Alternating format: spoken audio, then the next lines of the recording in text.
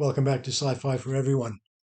Now, if you've ever thought, I want epic space battles, morally questionable immortality, and just a dash of existential dread, but make it fun, then Jamie Sawyer's The Eternity War trilogy might be exactly your jam. This series asks a deceptively simple question.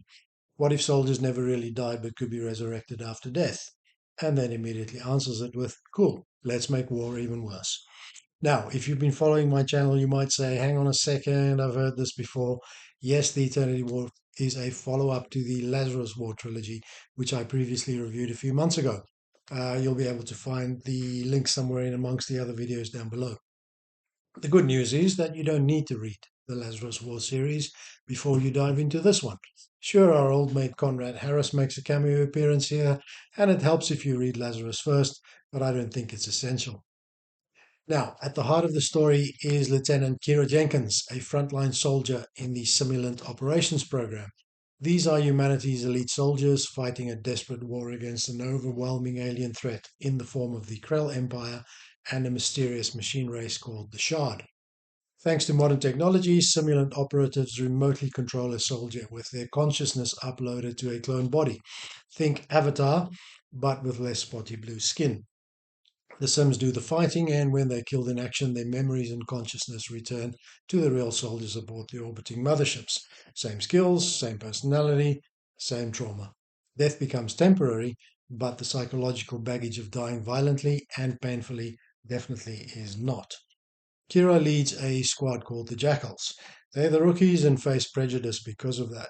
She's a great protagonist, capable, stubborn, and deeply human. She's not thrilled about repeatedly being killed for the greater good, and as the series progresses, her journey becomes less about defeating aliens and more about identity, autonomy, and what it actually means to survive when your body is replaceable but your mind isn't. Now, the trilogy delivers plenty of hard-hitting military sci-fi action, brutal ground combat, desperate evacuations, and last-stand scenarios where the odds are aggressively terrible. But what really makes the trilogy work is its tone. Sawyer balances the heavy themes, identity, sacrifice, the cost of endless war, with dry humor and sharp dialogue. Even when characters are being vaporized, there's often a line that makes you snort, laugh, and then immediately feel bad about it. Each book escalates the stakes.